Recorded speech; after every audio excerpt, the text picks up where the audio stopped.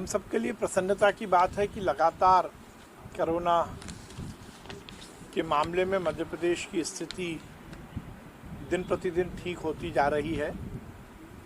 हमने कल लगभग 68,226 कोरोना के टेस्ट किए, जिसमें 18 पॉजिटिव आए हैं। अब मध्य प्रदेश में 101 एक्टिव केस हैं।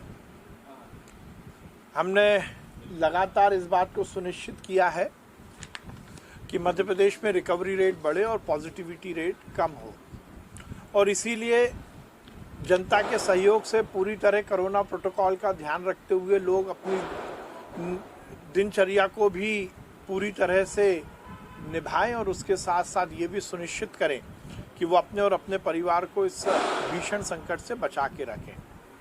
स्कूल का संचालन हो या कॉलेज का संचालन शुरू करना हो, सभी में कोरोना प्रोटोकॉल का पूरा तरह से ध्यान रखा जाए, ये भी सुनिश्चित किया गया है। तो उसके साथ साथ अभी तक हम जो हमारा टारगेट सेगमेंट है वैक्सीनेशन का 5,50,00,000 का, उसमें से हम 4,78,00,000 लोगों को वैक्सीन लगा चुके हैं।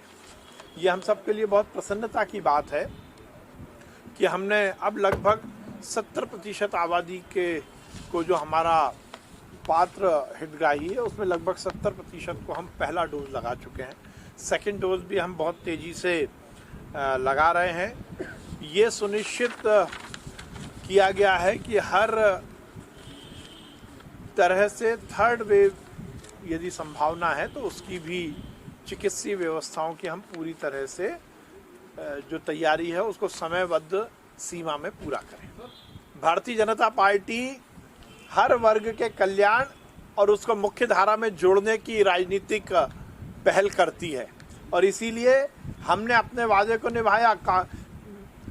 कमलनाथ ने तो झुंझुना पकड़ाया था, एक तरफ घोषणा कर दी और पीछे के दरवाजे से जाकर उस पर रोक लगवा दी। पिछड़े वर्ग के आरक्षण की मध्य प्रदेश में जो कमलनाथ ने स्थिति बिगाड़ी है जनता को मालूम है।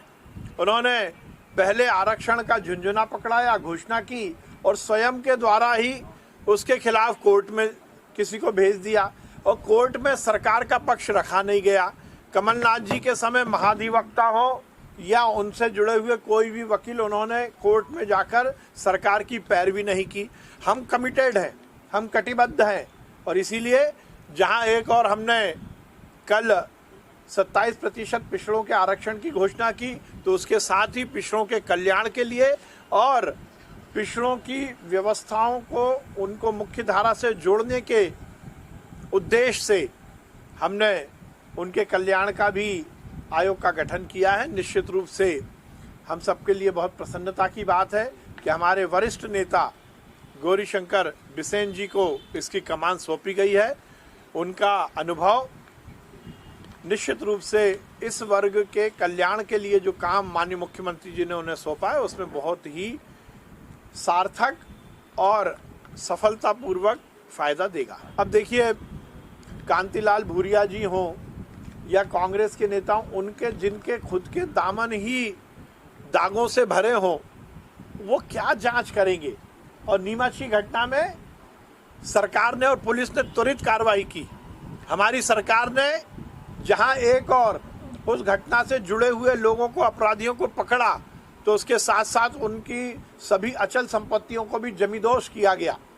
और उसके पीछे का हमारा मंतव्य यही था कि ये संदेश जाना चाहिए कि इस तरह की मानसिकता मध्य प्रदेश में नहीं चलेगी। हमारी कार्रवाई करने के बाद कांग्रेस जगी और उसके बाद वो समिति गठित करते हैं। जब पूरा मामला ही समाप्त हो गया, जब दोषियों को कार्रवाई कर दी गई, जब दोषियों को सजा मिलने की स्थिति बन गई, तो अब ये कौन सी जांच और कौन सी जांच की रिपोर्ट। फिर वही बात है कि अपनी राजनीतिक रोटी सेकने के लिए, अपनी दुकान चलाने के लिए बिना किसी मुद्दे के मुद्दे बनाना। नीमच की घटना की हमने भर्त्सना भी की है और ये सुनिश्चित किया है कि इस तरह की घटना की पुनरावृत्ति मध्य प्रदेश में ना हो, और जो दोषी हैं उनके खिलाफ कार्रवाई की गई है। और ये भी संदेश दिया गया है कि इस तरह की मानसिकता वालों को मध्य प्रदेश में समाज में रहने का अधिकार नहीं मिलेगा। ये हटाने और बनाने की बात नहीं है, ये रूटीन प्रक्रिया है। और भारतीय जनता पार्टी में हम सार्थक राजनीति करते हैं। हम कांग्रेस के सोशल मीडिया के साथ हमारे सोशल मीडिया जो प्रकोष्ठ है उसकी कोई तुलना नहीं करना चाहते, क्योंकि कांग्रेस का सोशल मीडिया का प्रकोष्ठ डर्टी ट्रिक्स डिपार्टमेंट है।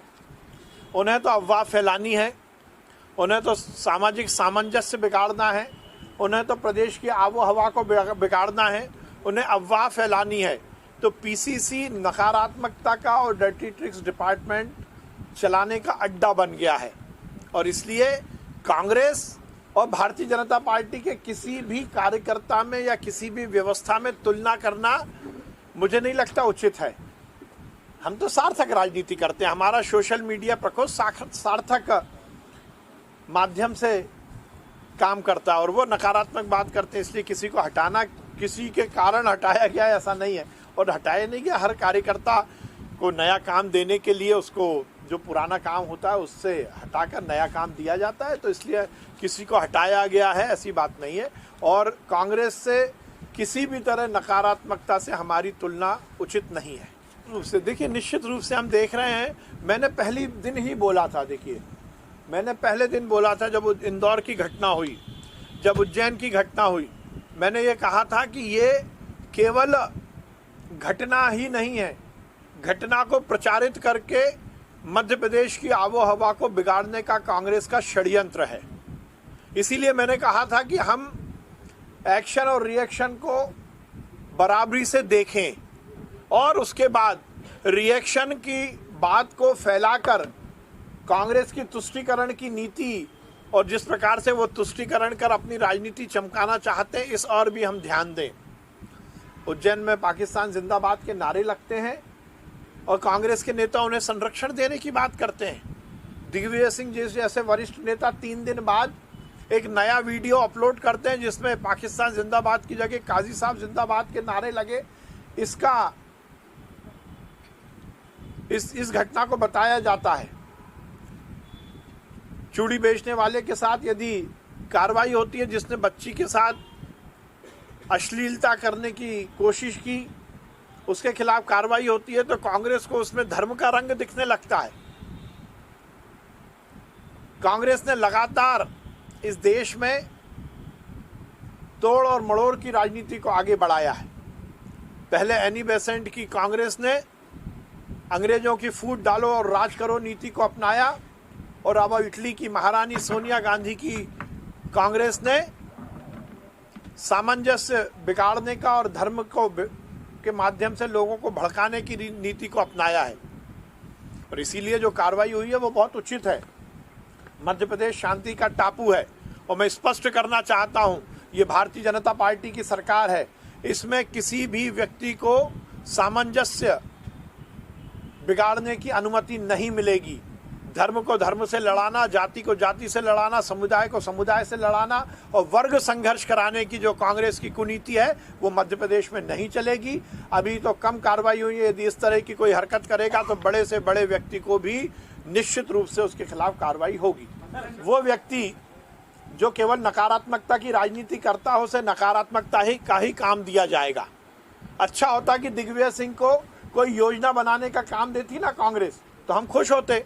पर वो दिग्विजय सिंह जो नकारात्मकता इस देश में फैलाना चाहते हैं, जो आतंकवादियों को संरक्षण देना चाहते हैं, जिन्होंने इस देश में केवल और केवल अलगाववाद की राजनीति को अपनाया है, जिन्होंने सेना पर एयर स्ट्राइक और सर्जिकल स्ट्राइक के समय प्रश्न चिन्ह लगाए हों, जो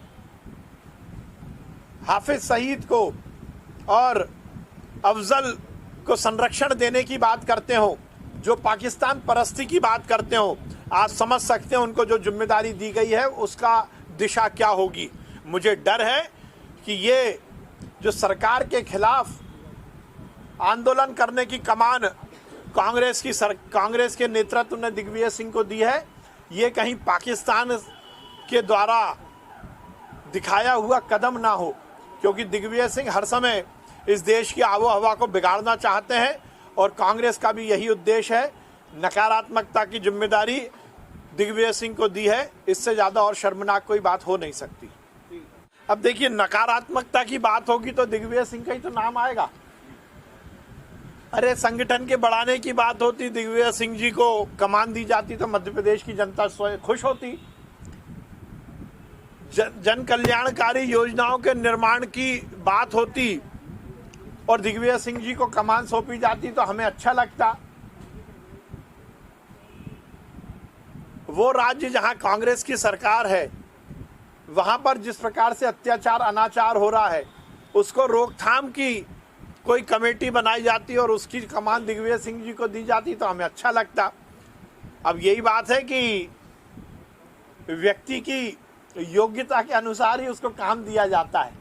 तो दिग्विजय सिंह जी तो नकारात्मकता के माध्यम से ही राजनीति करते हैं, तो उन्हें अब नकारात्मक राजनीति की जाए, जो कि कांग्रेस की परिपाटी है, उसकी कमान सौंपी गई है। पर मेरा मानना है, एक कहावत है, जहां जहां पड़े पैर संतन के ताता बंटा ढार। तो बंटा ढार, मिस्टर बंटा ढार को जो कमान दी जाएगी उसका वो बंटा ढार ही करेंगे। देखिए, हम पहले भी कहते आए हैं, आदिवासियों का कल्याण हमने किया है। कांग्रेस ने तो इस देश में जब जब उन्होंने राज किया, चाहे वो मध्य प्रदेश की सरकारें रही हो कांग्रेस की या देश के किसी भी हिस्से की कांग्रेस की सरकार रही हो, उन्होंने आदिवासियों को केवल वोट बैंक के रूप में उपयोग किया।